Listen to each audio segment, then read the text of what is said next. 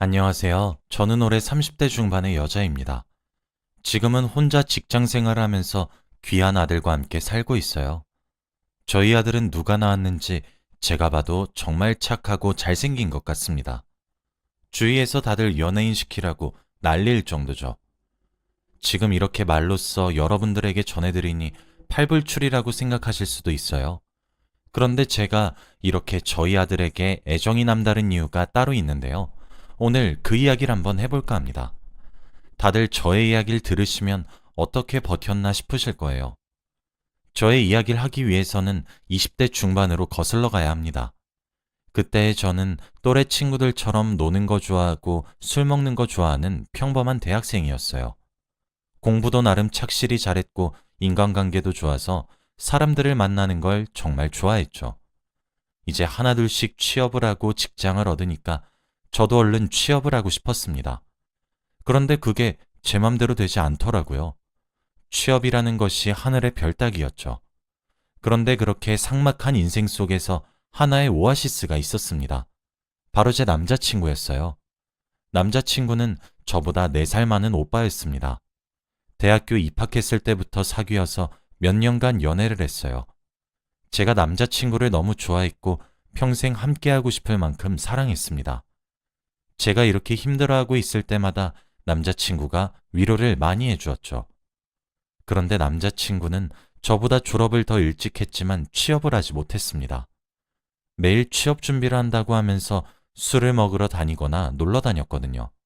그런데 돈은 또 필요하니 아르바이트를 했습니다. 그렇게 사는데 어떻게 취업이 가능할까요? 저보다 더 간절함이 없어 보이는 남자친구를 보면 한숨이 나오긴 했지만 그래도 참을 수 있었어요. 그리고 제가 취업을 하고 조금 바빠지면 제 모습을 보고 남자친구가 바뀔 거라고 생각했습니다. 아직 제대로 된 직장은 없었지만 그래도 저를 사랑해주는 마음은 누구보다도 진심이었기에 남자친구가 좋았어요. 지금 생각해보면 정말 바보 같네요. 아무튼 저희는 뜨거운 연애를 했고 저는 드디어 취업에 성공했습니다. 기다리고 기다리던 취업에 성공하니까 눈물이 나는 거 있죠? 이제 인생의 고생길은 끝인 줄 알았습니다. 남자친구도 저의 취직을 축하해 주었고 이제 행복한 일만 남은 줄 알았어요. 하지만 제 취업과 동시에 저와 남자친구는 조금씩 멀어지기 시작했습니다. 직장인이었던 저와 취업준비생인 남자친구는 생활 패턴이 전혀 달랐거든요. 일단 저는 아침 일찍 일어나서 출근을 하는 반면에 남자친구는 오후 늦게 일어납니다. 그리고 제가 잘 때부터 남자친구는 PC방에 가서 게임을 하고 새벽 늦게 집으로 가요. 이렇게 하나부터 열까지 맞지 않으니까 자주 싸우더라고요. 데이트를 해도 돈을 쓰는 씀씀이가 달라지니까 저희의 관계는 더 이상 지속될 수 없다는 것을 알았습니다. 그래서 제가 이별을 구했어요. 그런데 남자친구는 이제 취직을 해서 자신을 버리는 거냐며 화를 냈지만 저는 대꾸조차 하기 싫었습니다. 그렇게 저희는 헤어졌어요. 이제 오로지 저만을 위한 삶을 살아야겠다고 다짐했죠. 회사 일에 집중하고 돈도 많이 모으려고 했습니다. 그런데 이 다짐은 얼마 못 가서 산산조각이 났어요. 바로 제가 임신을 했다는 것을 알게 되었거든요. 한 달 동안 월경도 하지 않고 아랫배가 조금씩 아파서 병원에 갔더니 임신이라고 했습니다. 남자친구와 헤어진 지도 조금 되었고 취업한 지 얼마 안 돼서 정말 고민했어요. 그런데 그때 의사 선생님께서 아이의 심장박동을 들려주셨습니다. 그 순간 저는 아무것도 생각나지 않았어요. 제 뱃속에 있는 아기의 심장 소리를 듣는데 저도 모르게 벅차오르면서 눈물이 나더라고요. 그 순간 저는 이 아이를 꼭 낳아야겠다고 생각했습니다. 저에게 찾아온 이 귀한 아이를 없앨 수 없었어요. 아직까지도 저는 그때의 일을 잊을 수 없습니다. 어제 일처럼 생생하네요. 저는 이 아이를 혼자서라도 잘 키우려고 했어요. 그런데 애 아빠한테는 임신 소식이라도 알려줘야겠더라고요. 그래도 자신의 아이가 태어난다는 소식은 알려주기 위해서 제가 연락을 했습니다. 그런데 제 연락을 받지 않았고 저는 전 남자친구의 집 앞으로 찾아갔죠. 집에 초인종을 눌러도 대답이 없길래 문 앞에서 몇 시간 동안 기다렸습니다. 그런데 새벽에 술에 떡이 돼서 들어오더라고요. 하지만 그 사람의 옆에는 딱 달라붙고 짧은 원피스를 입고 있는 여자가 있었습니다. 둘이서 전 남자친구의 집으로 향하는 것 같았고 그 남자는 자신의 문 앞에 서 있는 저를 발견했습니다. 그리고 저를 보자마자 화를 내더라고요. 저는 다 무시하고 딱 한마디만 했습니다. 나 임신했어. 네 애야. 난 낳을 거니까 그렇게 알라고. 이 말을 하고 집으로 돌아가려고 했는데 제 손목을 턱 잡는 겁니다. 눈을 보니 술이 깬 듯한 표정이었고 무척이나 당황스러워하는 것 같았습니다. 저는 결혼 필요 없고 양육비 필요 없으니까 그냥 사실만 전하려고 왔다고 말했어요. 그리고 집으로 돌아갔습니다. 그 남자를 헤어지고 나서 처음 봤지만 예전과 달라진 것이 하나도 없더라고요. 여전히 새벽까지 술을 먹고 여자를 데리고 집에 오는 걸 보니까 이 아이에게는 아빠가 없는 게 더 나을 수도 있겠다는 생각을 했습니다. 그리고 저는 회사에 육아휴직을 냈어요. 아직 20대고 결혼도 하지 않은 선배들이 많은데 입사한 지 얼마 안 된 막내가 육아휴직을 낸다고 하니까 다들 엄청 놀라셨습니다. 그래도 다들 좋은 분들이셔서 기다리고 있겠다고 하셨고 저는 본격적으로 임신에 집중했죠. 그런데 확실히 저 혼자서 모든 걸 다 하려고 하니까 너무 힘든 거 있죠. 배는 점점 나오고 있고 무거운 몸으로 움직이기 힘드니까 너무 답답했습니다. 그리고 제일 속상했던 건 산부인과를 갔을 때 다른 산모분들은 남편이랑 다정하게 기다리고 있는데 저는 혼자서 진료를 기다려야 했던 거예요. 다른 산모들에 비해 나이도 어리고 아빠도 없으니 정말 사고를 치고 임신한 사람이라는 눈빛으로 저를 쳐다보더라고요. 그 눈빛을 무시하기 너무 힘들었고 산부인과 가는 것이 정말 고역이었습니다. 그런데 그맘때쯤 애아빠가 연락 왔어요. 임신 소식을 전하고 한 번도 연락을 한 적이 없었는데 그날 너무 놀랐습니다. 그런데 그 남자가 하는 말은 바로 자기 집에 들어와서 같이 살자는 말이었어요. 시댁살이를 하자는 말이었습니다. 저와 그 남자, 그리고 시어머니 셋이서 한 집에서 살자는 말이었죠. 책임감도 많이 생겼고 아이 혼자서 키우면 힘드니까 아이를 키워본 적이 있는 자신의 어머니의 도움을 받자고 했어요. 그때 한창 배가 얼추 나와서 혼자 임신하기 힘들기도 했고 빈자리가 많이 그리웠습니다. 그리고 제가 부모님이 안 계셔서 출산에 대한 진심 어린 조언을 들을 곳이 없었는데 애아빠의 어머니가 출산을 해보셨으니 저를 많이 도와주실 거라고 생각했죠. 그래서 다시 애아빠와 살림을 합쳤습니다. 그리고 저는 시댁살이를 시작했어요. 처음 들어갔을 때 시어머니를 처음 뵀는데 정말 잘해주셨습니다. 금이야 오기야 하면서 저보고 절대 움직이지 말라고 하셨죠. 정말 좋은 곳에 들어왔다는 생각을 했습니다. 그리고 상황이 좋아지니 저와 애아빠는 혼인신고를 했어요. 정식적인 부부가 되었고 저희는 아이만 기다렸습니다. 그런데 처음 몇 주간은 정말 잘해주고 신혼부부 같았어요. 원래 만났던 사이이기도 하고 다시 재결합을 했으니 얼추 부부 같더라고요. 그런데 제가 입맛이 돌아서 음식을 워낙 많이 먹고 몸도 많이 부어서 살이 정말 많이 쪘어요. 제가 원래 마른 편이라 살찔 걱정을 한 번도 한 적이 없었는데 임신하고 나서 최고로 많이 쪘습니다. 그런데 이 모습을 보고 남편이 여자로서의 매력이 보이지 않았는지 예전과 달라지더라고요. 귀가 시간이 늦어지고 저와 대화도 많이 하지 않았습니다.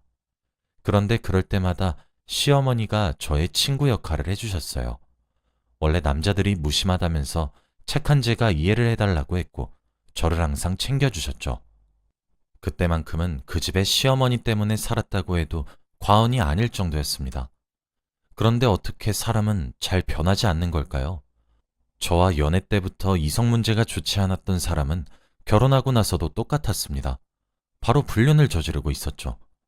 다른 여자와 대놓고 불륜을 저지르고 있었고 저에 대한 평가도 서슴지 않고 했습니다. 제가 살이 쪄서 여자로 보이지 않는다느니 이혼하고 싶다느니 하면서 말이죠. 남편의 휴대폰에 저장된 그 문자 내용을 보는데 그날 여자로서의 자존감이 바닥을 쳤습니다. 저는 이 문자 내용을 남편한테 보여주며 설명하라고 했어요. 당연히 당황해하고 미안하다고 싹싹 빌 줄 알았던 남편은 오히려 당당했습니다. 야, 거울을 봐봐. 네가 여자냐? 이런 막말을 내뱉으며 오히려 여자들을 대놓고 만나고 다녔어요. 집안에서 다른 여자와 전화도 하고 데이트도 하러 나갔죠. 정말 스트레스를 많이 받았습니다. 이 사실을 시어머니에게 말하기로 결정했어요. 늘 제 편이 되어주셨던 분이라 당연히 남편의 불륜도 제 편을 들어주시며 남편을 혼내실 줄 알았죠. 그런데 그날따라 시어머니의 표정이 굉장히 좋지 않았습니다. 제가 그 집에 들어오고 나서 처음 본 시어머니의 표정이었죠. 그날은 시어머니가 늘 가던 점집에 갔다가 오는 날이었어요.